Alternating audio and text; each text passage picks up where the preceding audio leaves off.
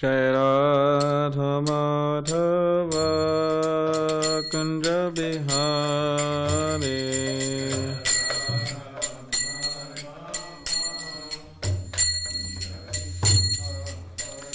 Jai Radha Madhava Kunja Bihari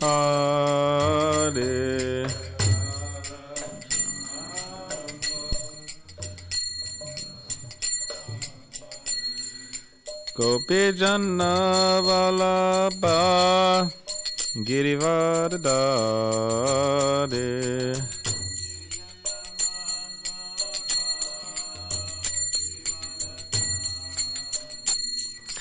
Gopi Janna Vallabha Girivardhari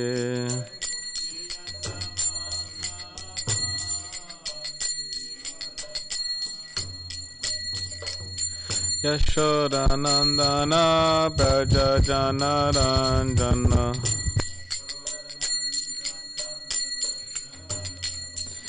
Yashodanandana Braja Janaranjana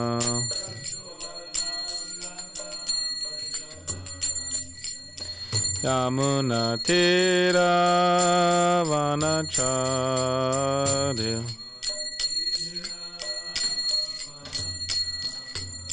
Yamuna Tira Vanacharya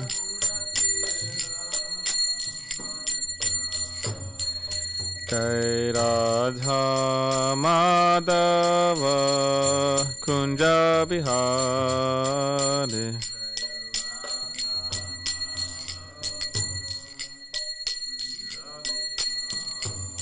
Jai Radha Madhava Kunja Bihari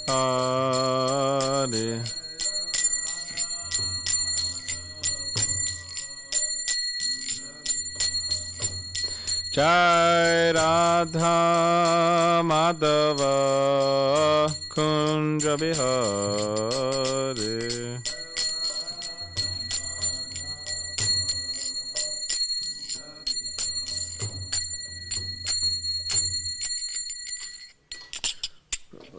Jayam Vishnupad Paramahamsa Parivedikacharya Ashtotra Shatashi Shrimad His Divine Grace Asa Bhaktivedanta Swami Prabhupada Ki Jai Grantaraj srimadbhagavatam Ki Jai. All glories to the simple devotees.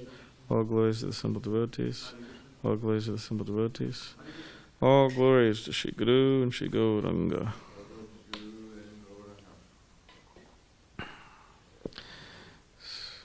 So today is the appearance of Srila Vrindavan Das Thakur. So I'll just read a little bit about him before we read the Bhagavatam. Alright, so this is about Vrindavan Das Thakur. In her childhood, Narayani Devi, niece of Srivas Pandit, became mad with love of God upon receiving the mercy of Sri Gauranga Mahaprabhu. Later she gave birth to Vrindavan Das, who was the last disciple of Sri Nityananda Prabhu. On his guru's order he wrote Sri Chaitanya Bhagavat. It is practically a law among Vaishnava writers like Sri Rupa Goswami, Sri Sanatana Goswami, Krishnadas Kaviraj, and Vrindavan Das Thakur to always keep themselves in the background. They never mention anything about their family lineage or personal history. The authors of the best written, most relishable verses collected in Srila Rupa Goswami's Padyavali remain unknown. During the 16th century, entire books of exceptional transcendental prose and poetry were penned by prideless Vaishnavas preferring to remain anonymous. Feeling utmost humility, such Vaishnava writers express themselves only in relation to their preceptors. Krishnadas Kaviraj glorifies his gurus at the end of each chapter of Sri Chaitanya Charitamrita. Sri Rupa Raghunatha Pade Yar Asha Chaitanya Charitamrita Kaha Krishnadas. Praying at the lotus feet of Sri Rupa and Sri Raghunath, always design their mercy, I, Krishnadas, narrate Sri Chaitanya Charitamrita following in their footsteps. Srila Krishnadas Kaviraj Goswami shows his supreme homage and gratitude by honoring Vrindavan Das Thakur with the appellation Vyas in the Chaitanya Charitamrita Antya-lila chapter 20, text 82. So this is what it says about him. Krishnadas Kaviraj Goswami. Vrindavan Das Thakur is Lord Nityananda's favorite devotee, and therefore he is the original Vyasadeva in describing the pastimes of Sri Chaitanya Mahaprabhu. As Srila Vyasadeva told Sri Krishna's pastimes in Bhagavatam and other Puranas, Srila Vrindavan Das Thakur described Chaitanya Leela in Chaitanya Bhagavat. The humble heart of Krishnadas Kaviraj pours out more praises of Vrindavan Das Thakur. This is another one of his statements. Hearing Chaitanya Bhagavat destroys all misfortune. By reading Chaitanya Bhagavat, one will understand the glories of Lord Chaitanya and Lord Nityananda, and he will attain the highest perfection of knowledge, pure love of Krishna. Since such a wonderful book could not be written by a human being, it seems that Sri Chaitanya Mahaprabhu himself has spoken it through the mouth of Srila Vrindavan Das Thakur. I offer millions of respectful obeisances to the lotus feet of Vrindavan Das Thakur. By compiling such a valuable book, he has delivered everyone from the cycle of birth and death. Valuable. Yeah, valuable. Valuable. Chaitanya Charitamrita Adi Leela, chapter 8, texts 33 through 42. At Mamagachi in Madruma Dweep, Navadweep, Vrindavan Das Thakur established deities of Nitai Gauranga and Sri Jagannath Dev. He lived there as a celibate and worshipped his beloved deities. Vrindavan Das Thakur had many disciples, including Gopinath Brahmachari, a descendant of Sri Keshava Bharati. In Krishna's pastimes, he Srila Vyasadeva. Samadhi is in the 64 Samadhis area, if you want to visit it.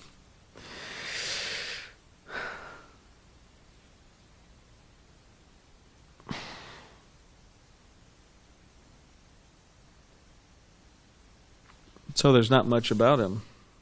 There's not much biographical information about him.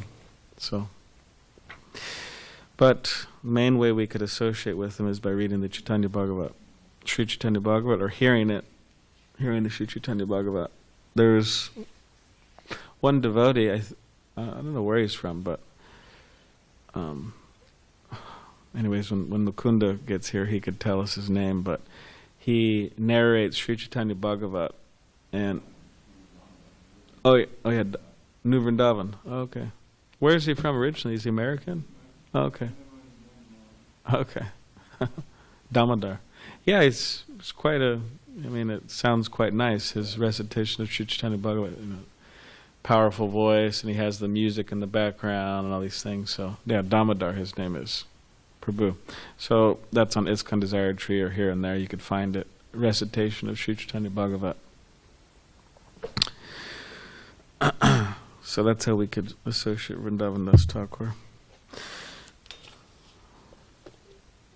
Take advantage of his book. Right. Om Namo Bhagavate Vasudevaya. Om Namo Bhagavate Vasudevaya. Om Namo Bhagavate Vasudevaya. Yes.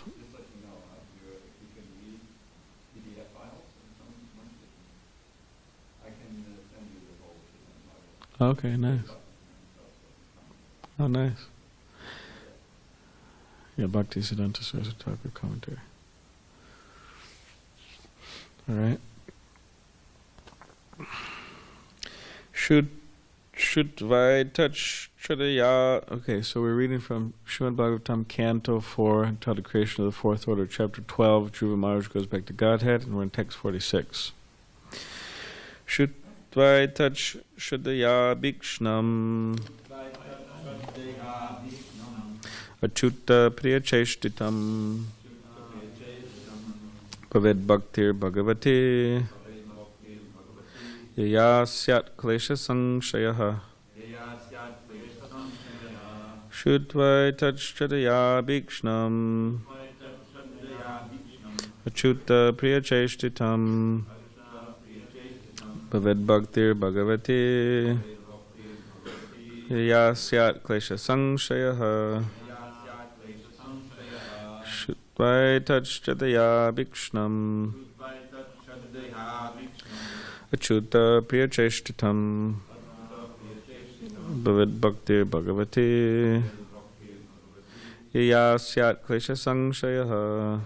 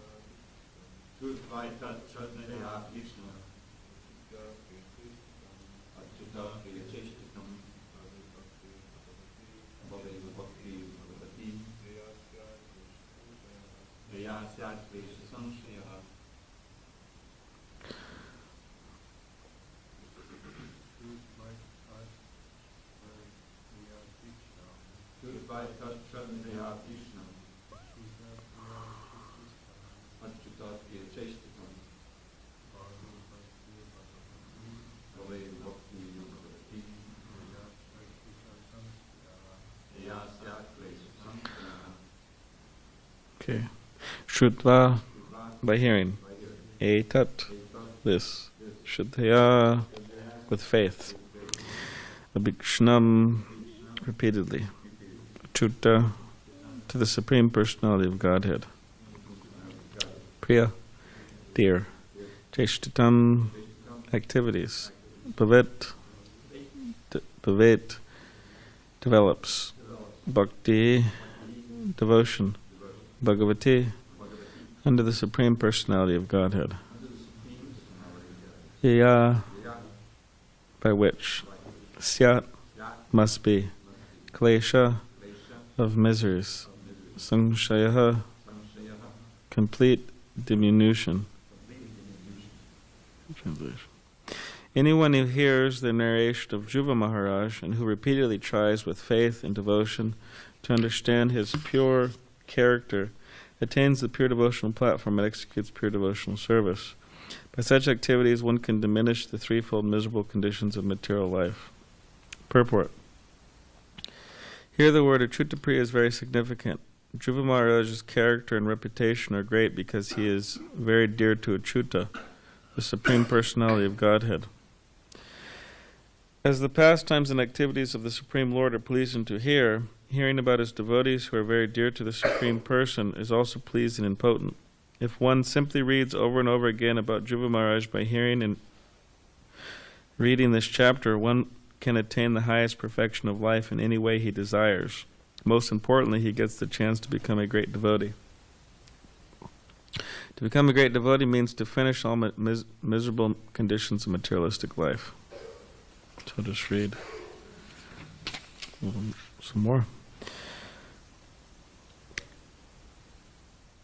Anyone who hears this narration of Dhruva Maharaj acquires exalted qualities like him. For anyone who desires greatness, prowess, or influence, here is the process by which to acquire them. And for the thoughtful men who want adoration, here is the proper means. Purport. In the material world, everyone is after profit, respectability, and reputation. Everyone wants the supreme exalted position, and everyone wants to hear about the great qualities of exalted persons.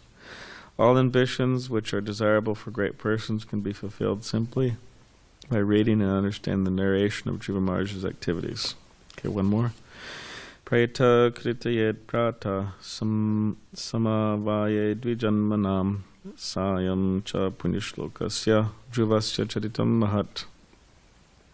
The great sage Maitreya recommended one should chant of the character and activities of Dhruva Maharaj both in the morning and in the evening, with great attention and care, in a society of Brahmins or other twice-born persons.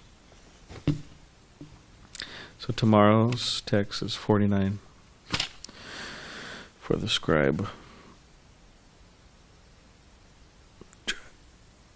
All right, purport.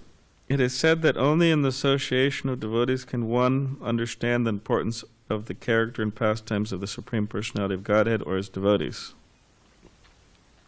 In this verse, it is especially recommended that Dhruva Maharaj's character be discussed in a society of the twice born, which refers to the qualified Brahmins, Kshatriyas, and Vaishyas.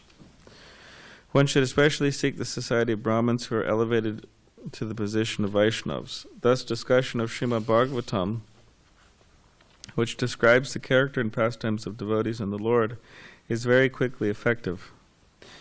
The International Society for Krishna Consciousness has been organized for this purpose. In every center of this society, not only in the morning, evening, or noon, but practically 24 hours a day, there is continuous devotional service going on. Anyone who comes in contact with the society automatically becomes a devotee. We have actual experience that many karmis and others come to the society and find a very pleasing and peaceful atmosphere in the temples of ISKCON. In this verse, the word Dvi-janmanam means of the twice born. Anyone can join the International Society for Krishna Consciousness and be initiated to become twice born, as recommended by Sanatana Goswami. By the process of initiation and authorized training, any man can become twice born. The first birth is made possible by the parents, and the second birth is made possible by the spiritual father and Vedic knowledge.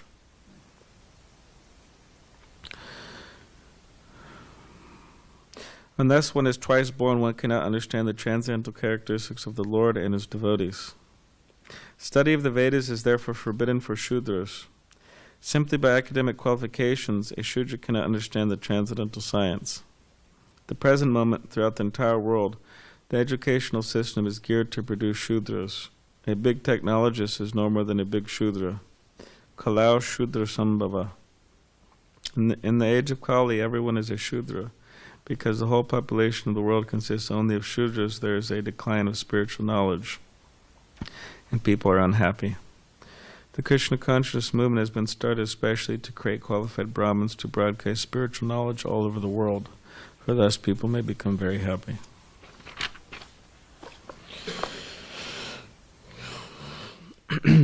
Om Ganatavadandasya Gananjana Shulakaya Chakshulan Malitamena Tasmai Shri Gurave Namaha Kam Karidvachalam Pangam Langayate Girim Yakribatamaham Vande Shri Gurun Diditalinam Vancha Gapadubhishcha Kripa Sindhu Bevacha Patidanam Pavanebhyo Vaishnavebhyo Namo Namaha Shri Krishna Chaitanya Prabhu Nityananda Shri Advaita Gadadhar Shri Vasari Gaura Bhaktivinda Hare Krishna, Krishna Krishna, Hare Hare, Hare Rama, Rama Rama, Hare Hare.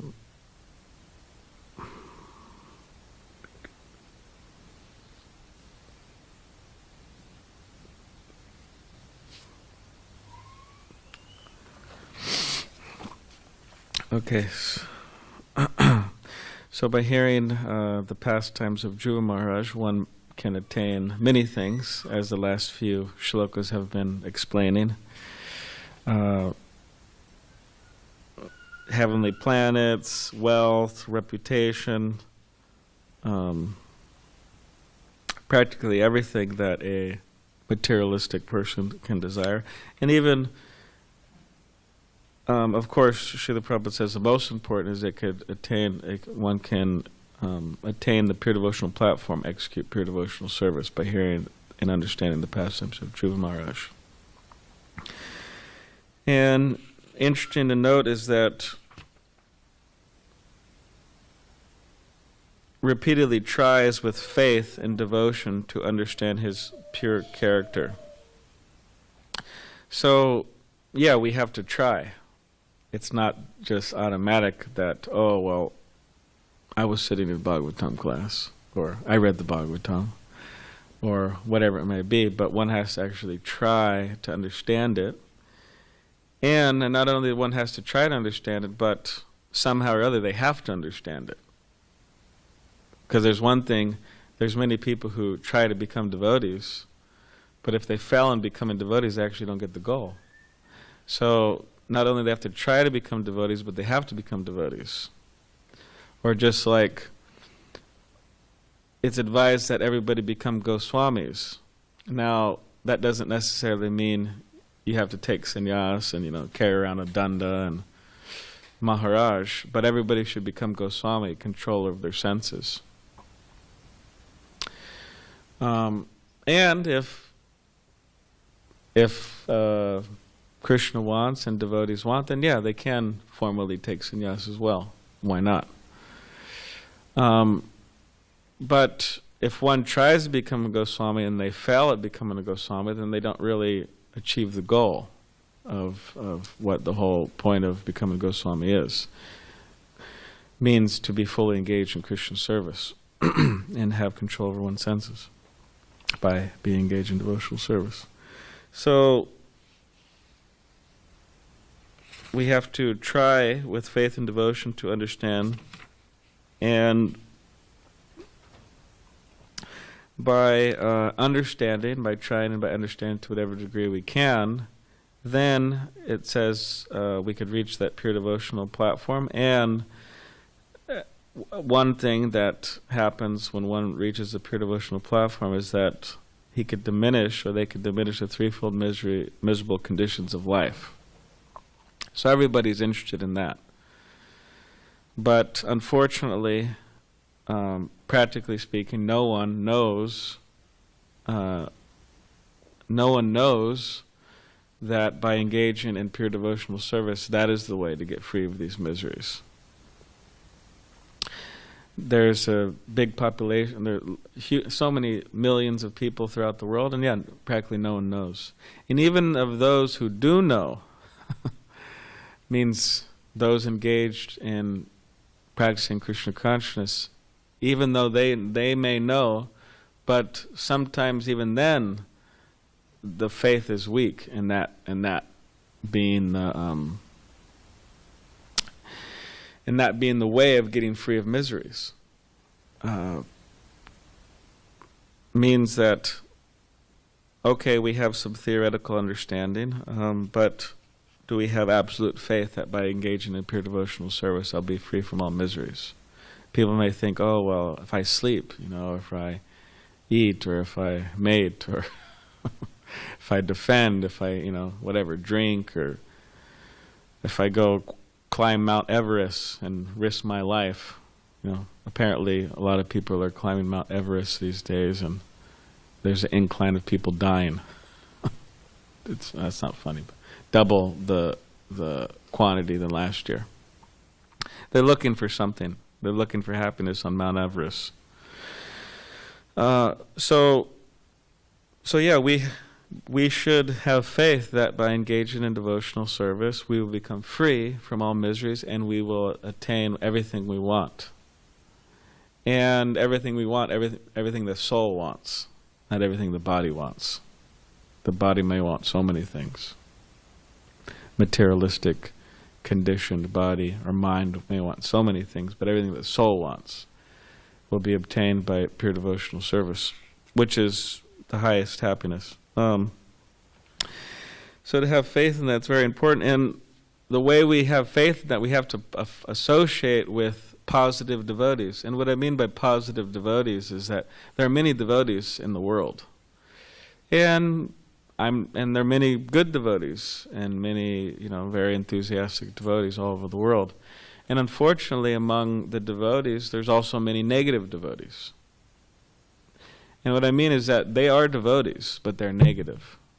Means they're absorbed in the negativities of this world, the faults of others, of the society. They write books, they give lectures, they do tours, and they're just negative. It's just everything negative. Although they think they're very positive and they're trying to save ISKCON and all these things, but they're actually really negative. And many of these devotees it's no problem to see the faults and try to help, but to do it in a materialistic, negative, neophyte way is bad. So there are many such devotees, actually. So you got to watch out for them. Because by their association, one will actually not gain the faith that one requires to make to make the complete course in Krishna consciousness, one will actually lose their faith and become negative themselves. So we have to associate with positive devotees. And one of the devotees who came up in my mind, at least, of a positive devotee is Vaisheshika Prabhu. Very positive. People almost think, man, he's too positive, you know. He's too happy, you know. Sometimes people get envious. Oh man, why is he so happy? But he's so positive. I mean, he just I don't know, just look up a lecture, you know, listen to one of his lectures, look at him while he's speaking. He's so full of life, full of energy, positive. Yes, we're going to distribute hundreds and thousands and millions of books, and he's practically doing it. And just in general, very upbeat, positive, you know, enthusiastic person, a lot of energy. And there's many devotees like that, but he just came to my mind. So by associating with devotees like that, we'll actually gain the necessary faith to have faith that by engaging in Krishna consciousness we attain everything. So that's important. And on the flip side, again, we want to avoid the association of what to speak of non-devotees, materialistic people, but even people within the fold of Krishna consciousness who are too negative, if we cannot positively uplift them. And I read this very interesting song by Bhaktivinoda Thakur last night, and the song is entitled, I thought it was like extremely, I mean, of course, Bhaktivinoda Thakur is expert, daksha, right, in his devotional writings. But this is entitled Fault Finders of the Disciplic Succession Rectified. So I'll just read this. I thought it was a very interesting song. So it says, "My dear mind, I have this message to convey to you. Alas, how remorseful it is that you have sold your own independence due to being cheated by deviant rascals who turn you away from the process of spiritual life given to you by your guru. At your tender, immature stage of spiritual realization, you foolishly listen to such cheaters, only to be misled from the true path. You now have a new talent." And what is that talent? New talent for finding fault with the society of devotees and the whole disciplic succession as well. Constantly remembering these supposed faults that you find, you very carefully try to purify yourself by talking about them. Oh, I'm purifying myself and I'm helping others by talking all this fault finding.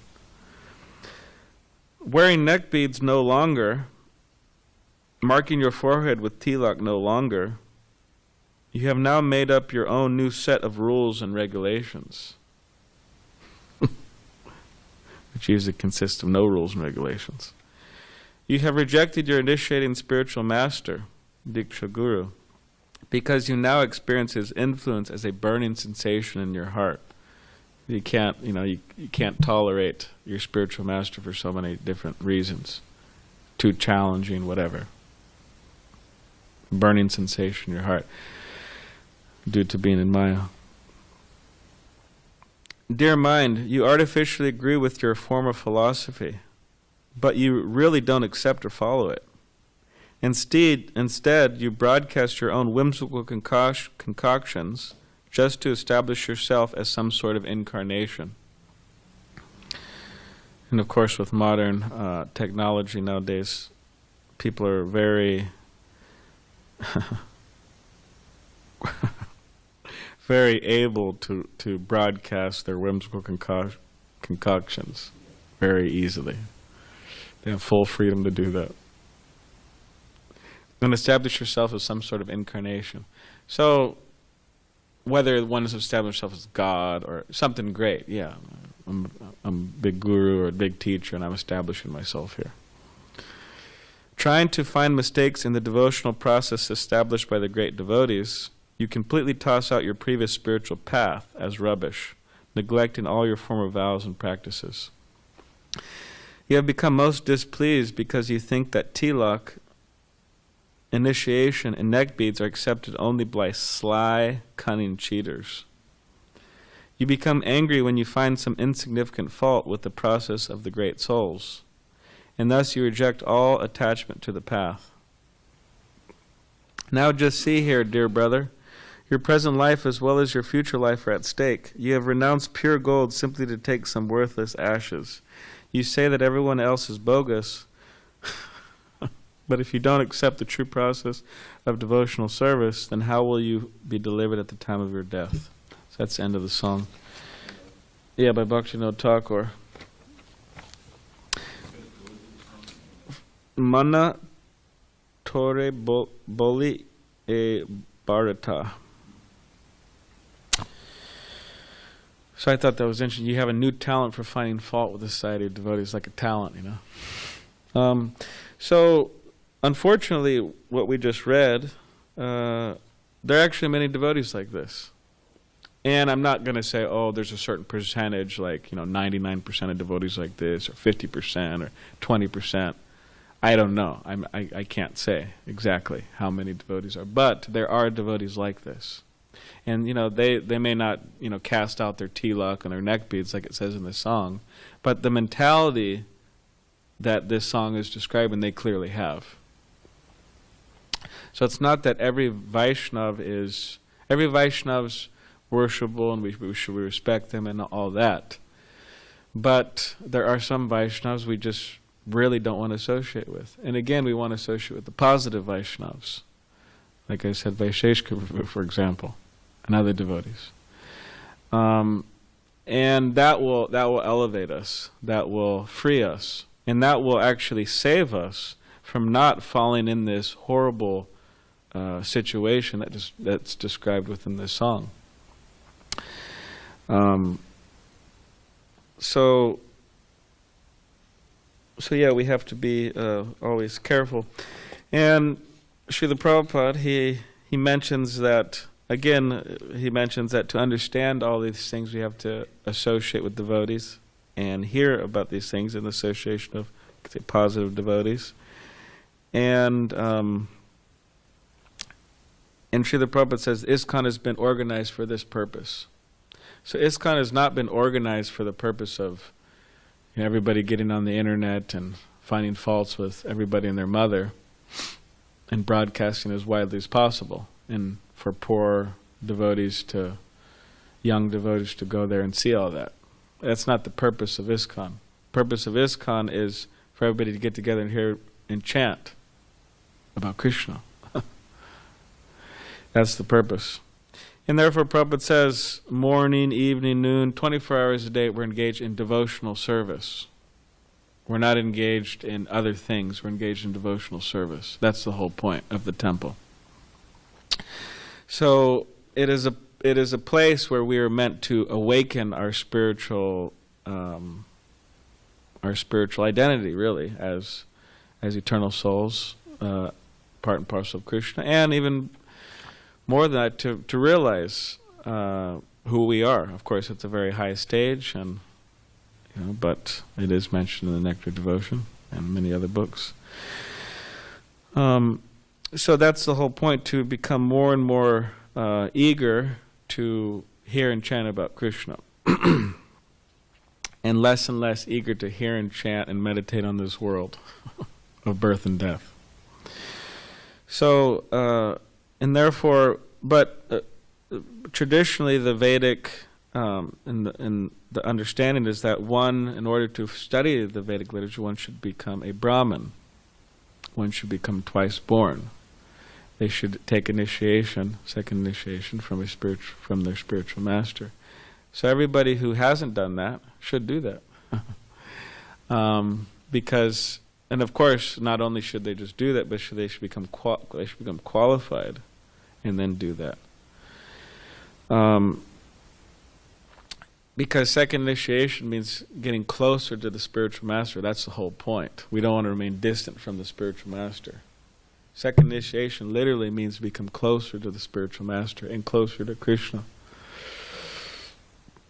If any, of course, when one gets second initiation, they should do service. In London, actually, they put everybody on the schedule for at least a year. They say, we'll give you second, but you have to be on the schedule for at least a year. But whatever the case is, one should want to get closer to Krishna. That is Gaudiya Vaishnavism. Gaudiya Vaishnava is not some distant, on reverence relationship with Krishna. Fear of God, strike the fear of God in me, and I don't want to. Of course, we're careful not to offend and so on, but we want to get close. We want to get really close. We want to be right there with Krishna and all of his devotees. We don't want to stay far. So, second initiation allows one to get close, up close and personal. You get this close to Krishna on the altar. Touch his feet, bathe him, dress him, right?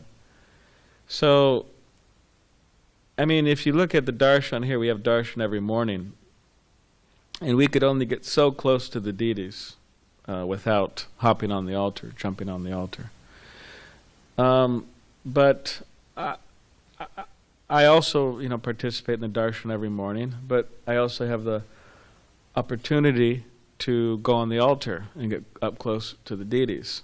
And the experience is, there's no comparison to standing in the temple room looking at the deities and standing on the altar right in front of the deities.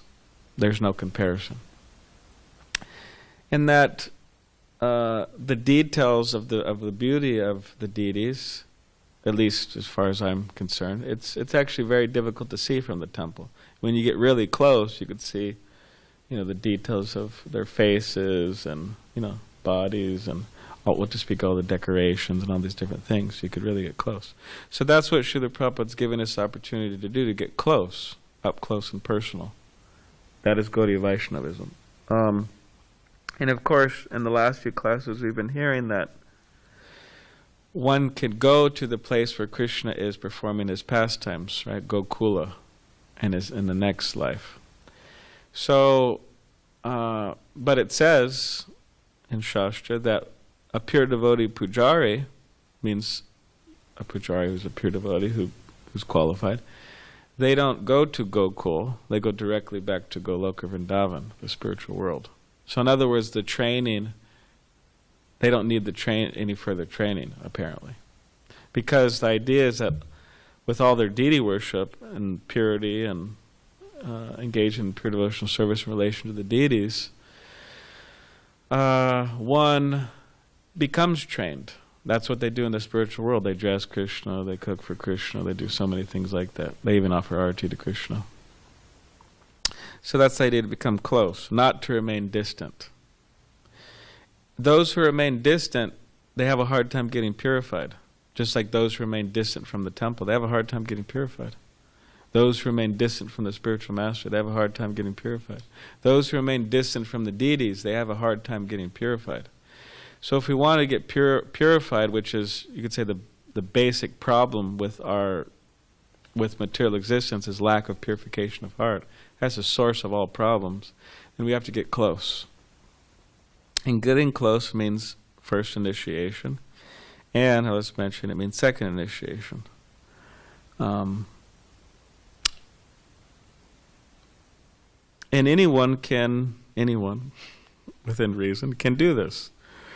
Of course, if somebody wants to remain just fallen and this and that, then they can't do it. But anyone within reason can do it, can become initiated as a Brahmin. So that's important to consider. But whatever the case is, again, we want to avoid the association of certain personalities. Why? Because it is the worst thing to commit Vaishnava aparad. Of course, you've heard this a billion times. It is the worst thing to commit Vaishnava. Someone may be a lusty devotee, or a angry devotee, or a greedy devotee, or on and on and on, materialistic devotee. But as soon as they start getting into this whole mentality of too critical of Vaishnavas, it just destroys everything. So we want to associate with the positive devotees, and we want to get closer and closer to Krishna, therefore first initiation, therefore second initiation, and therefore putting our heart into the processes of devotional service. And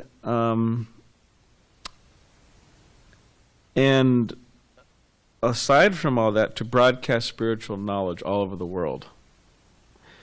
And if we're not going to go all over the world, at least we'll go all over SanDiego.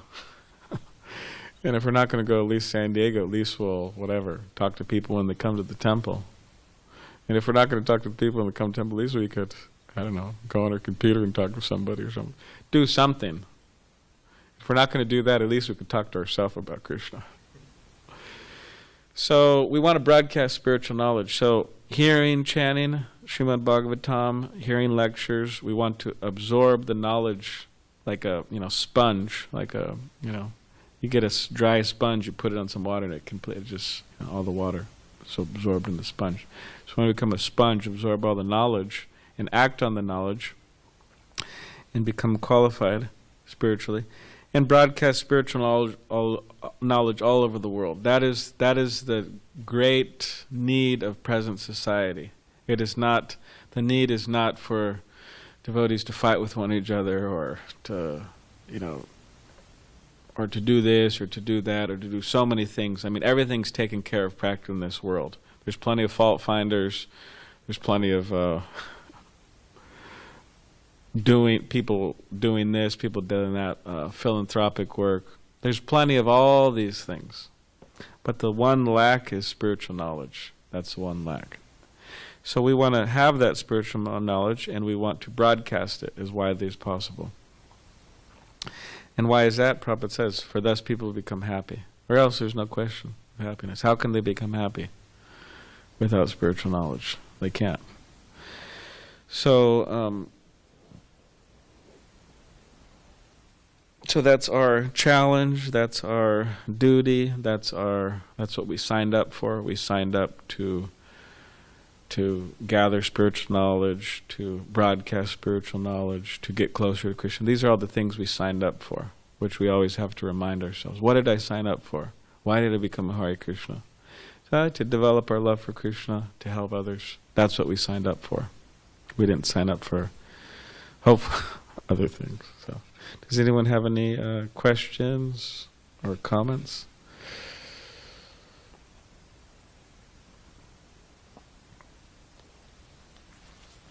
About anything?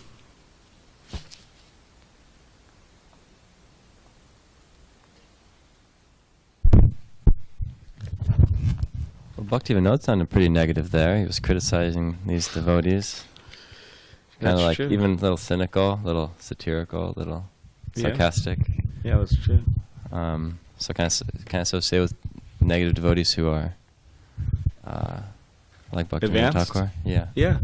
That's the thing. There are devotees who do like the business of the guru is to actually find fault with the disciples and to rectify it. That's one of the main business of the guru. So people who have a tendency to find fault, they may become a good guru in the future. But they have to become qualified spiritually. Just to have the qualification of finding fault. I mean, it's not a very big, in many ways it's not a big qualification because the whole Kali Yuga is an ocean of faults. Ocean means it cannot be measured. So it's not very wonderful that one can find faults. But if one can find faults and become qualified spiritually and do it with the heart of helping the individual to elevate them, and to do it in an intelligent way, and like Srila Prabhupada or many of our acharyas, they saw the faults of their disciples, of the society, this and that, but they did it very intelligently and with great compassion. So that's the issue that, okay, all devotees see the faults, sure, but they have to become qualified to actually help. Or else they should just stay out of it, keep their nose out of it. They should just, if they're not qualified, just be humble. Say, I'm not qualified. I have a lot of anger. I have a lot of hatred. I have a lot of materialistic fault-finding propensity. And I just can't hear about these problems, and I can't help, ISKCON at large, and I'm just going to chant my 16 rounds and follow the 4 regular principles and distribute Srila Prabhupada's books and associate with devotees and hear and chant and have kirtan. And it's so wonderful. Just that in itself. I think most devotees should just do that. And then, actually they should. And then hope for the best. Hopefully everything works out. Big leaders, they could work things out, or Krishna could work things out. And that's it. But it's very difficult to be humble like that. I'm very intelligent. I know all the answers.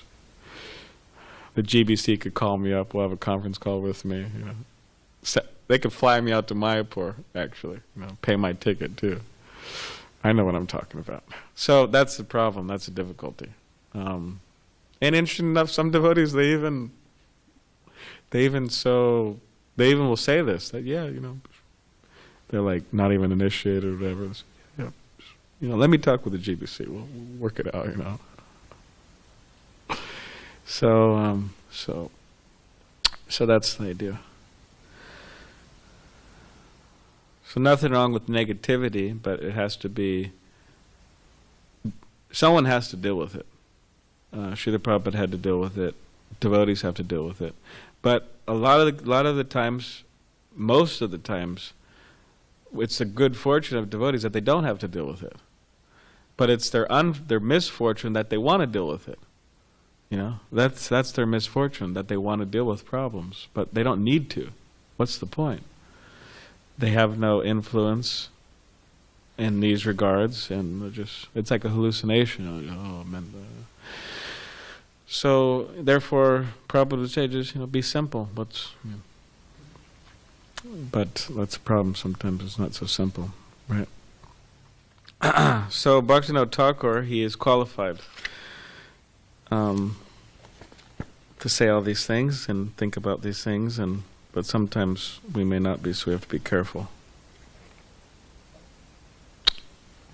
Bhajanarayan Swami quotes Prabhupada saying that there were some issues happening within Prabhupada's time in Los Angeles. Devotees were being offensive towards him. One devotee asked Prabhupada, "Did you get my letter?" And then Prabhupada said, "No, I didn't get your letter." And then he found out that devotees were keeping some of his mail because they didn't want to give it to Prabhupada. They're forgetting to put Prabhupada's name on the founder Charya on his books. They didn't want Prabhupada to go to the Rath Yatra and sit on the Rath Yatra cart. There's so many things they were trying to sabotage. Prabhupada felt his position. So he was very disturbed about this. He was actually so disturbed he stopped eating for a few days. He was very disturbed. And then he called Tamal Krishna Goswami from London. He said, "Come immediately." And Maharaj hopped on a plane and he came to L.A. And then Prabhupada had his head down. He was in the Los Angeles, his room. He had his head down. And then Tamal Krishna Goswami walked in, and then Prabhupada put his head up. He said, "So have you heard?" And then Prabhupada said, "Oh, they're trying to sabotage. They're trying to move me aside, take my position, these types of things." And then he said, "Get me out of here immediately." And then Tamal Krishna Goswami said, "Oh, where can I bring you?" He said, "I could bring you to Florida." Prabhupada said, "Oh, that's not far enough." I could bring you to, he said another place. "I could bring you to Europe." "Oh, that's not far enough." And he said, "I want to go back to India." That's what Prabhupada said. So Prabhupada wanted to leave. And that's what he did. They left. But the point is that Bhajanarayan Swami said that Prabhupada was saying that, "Oh, did the devotees know about this, all of this? What's going on?" And then some devotees said, "Oh, I don't think they know Prabhupada." And he said, "Yeah, they shouldn't know." He said, they should just hear and chant about Krishna and, be joyful and not have to deal with all this stuff, even though some of the leaders knew, so that's the idea. But, the childlike simplicity sometimes not so easy to have. So, and if someone doesn't have it, they'll just have to learn the hard way, suffer a little bit. So, on that happy note, we will end here. Oh yeah, by the way, if there's any fountain caretakers in this audience, or maybe in the audience here, the fountain is a little dirty. It's the paint's kind of crusting off, so I don't know if it needs to be sanded and painted, something like that. But we have our big festival on June 15th, Flower Festival. So Dravida Prabhu's mentioning that it should be done before then. I'm not exactly sure the process, but anyways, I'm just throwing it out, and hopefully. All right, Grantaraj Srimad Bhagavatam Ki Jai.